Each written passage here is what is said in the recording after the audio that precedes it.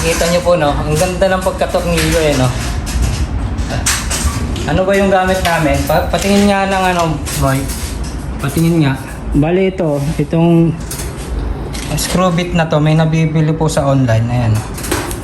Ayan, kung nakikita nyo po, may stopper na siyang kasama. Ayan.